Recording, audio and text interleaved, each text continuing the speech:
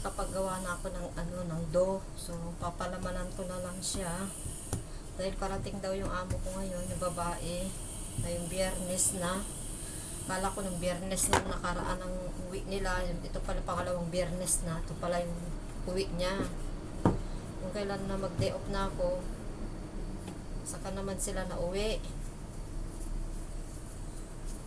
Nakapaglinis na ako lahat ng bahay, silok ng bahay. 2 weeks na silang wala.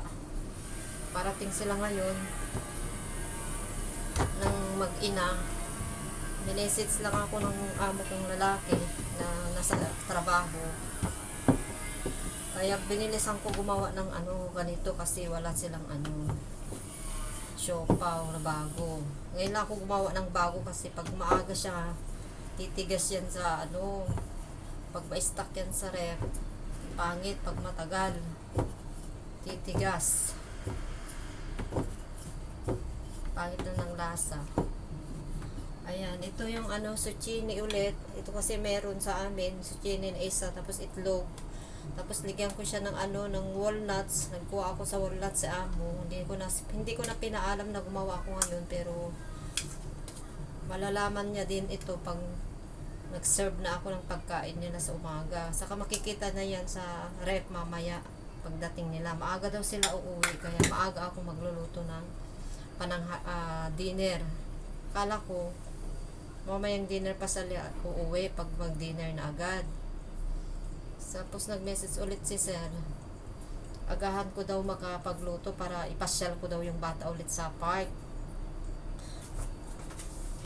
Ngayon bilisan ko nang tapusin to. Pagkatapos ko ito, mag-prepare na ako ng pang dinner. So, maaga ko lutuin yung dinner. Before 3 daw, o kaya 3:30. Hindi ko na naintindihan. Basta 3 yung ewan ko kung 3:30 o kaya before 3. Hindi ko na napansin agad lahat yung message niya. Basta nabasa ko naman na parating daw yung mama niya. Saka si amo ko, saka yung bata. Kaya bilisan ko na to, guys.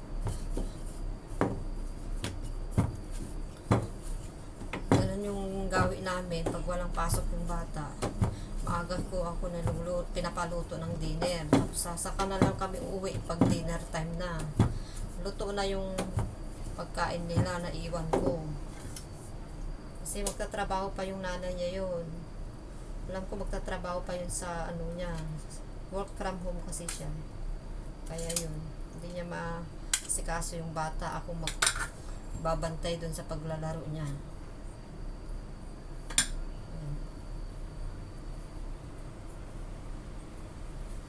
Bilisan ko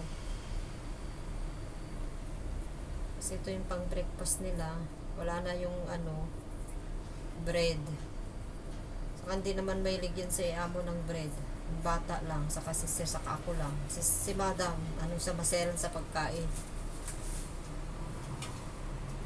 Pinipili niya talaga yung gusto niya na mas healthy. Yung amo kong babae.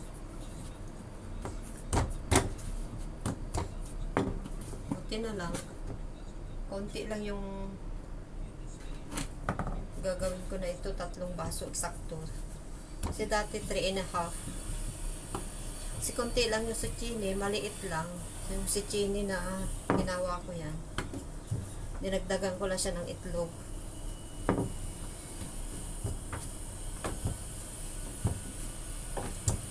So guys,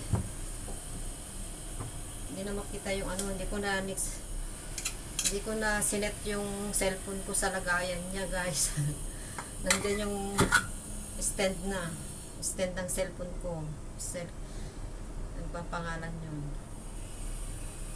Stand phone. Nasa baba. Kaya putol. Hindi nyo na ako makikita. Importante ito. Ayan, natakpan pala to. Bilisan ko na, guys.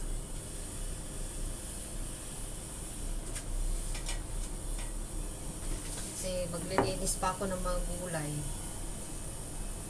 Hindi ko alam kung anong lulutuin ko. Basta tingin na lang ako kung ano yung meron sa lababo. Ay, lababo.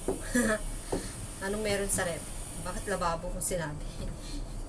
Anong meron doon na gulay? Kailangan may fish. Kasi marami kaming fish. Marami kaming isda. Basta gulay, dagdag ako ng 3 klase ng gulay. Ayun.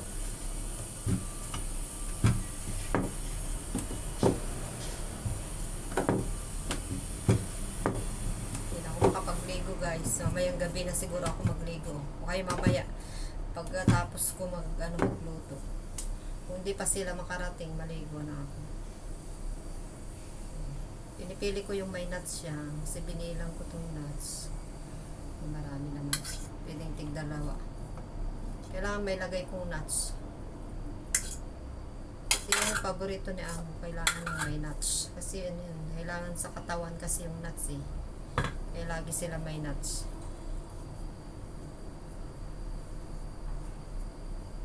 Ala, punong-puno na.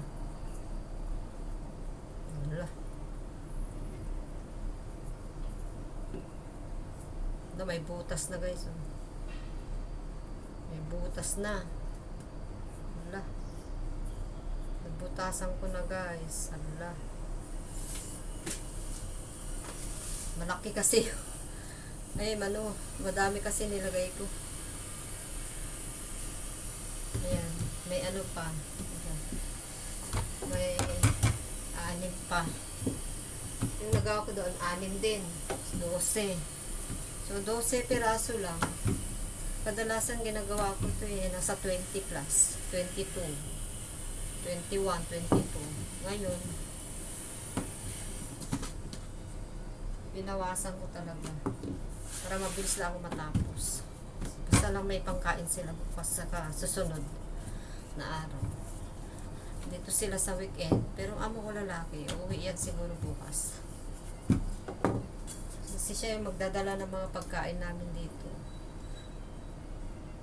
Siyang namamalengke. Hindi ako namamalengke guys. Sila yung namamalengke. Kaya, pasalamat na rin ako. Kasi hindi ako mahirapan na lumabas mamamalengke. Mainit pa naman. Panahon.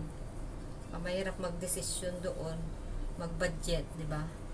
Mahirap mag-budget lalo na pag kulang-kulang yung mahal yung mga bilihin tapos kulang yung pera.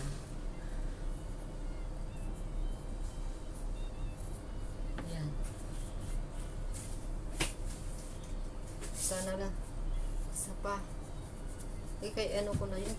Salang ko na yun. Tignan nyo guys. Sana hindi ko mahulog yung cellphone ko. Ayan. Kailangan ilagay ko. Babaliktad siya. Para maluto maigi yung niya. Splits niya. Para mabilis maluto. So, ito na guys. Magbabaybay na ako. Tapusin ko lang ito. Parating na sila. Kailangan makapagluto na ako. Ngayon? 11:46 ng umaga. Hindi na ako kakain. Hindi na ako magluluto ng pagkain ko kasi marami naman ako dyan stock na pagkain. Yung kanina, nagluto ako ng noodles. Fried noodles. And dun, kainin ko na lang mamaya guys.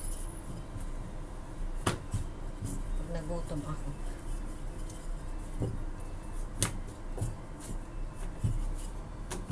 Malaki to, malaki. Sobrang makapal sa kamalaki.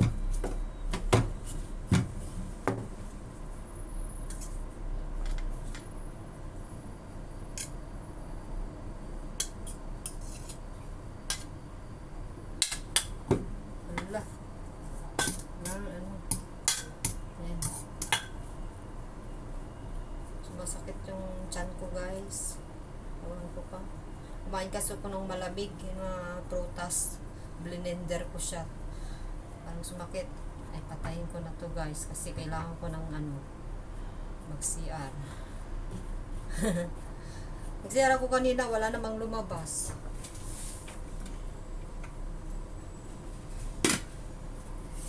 Ay, ito na lang. 4 na lang. May maliit ako dito. So, bye-bye na guys. Gawin ko lang 10 minutes yung aking 9 minutes and 51 seconds na. Nililimit ko lang yung time ng video ko para mabilis lang siya mag-upload. Bye-bye na guys. Tapusin ko lang to. Wala, gurang na tayo. Bye-bye. Thank you for watching. Pa-subscribe naman dyan.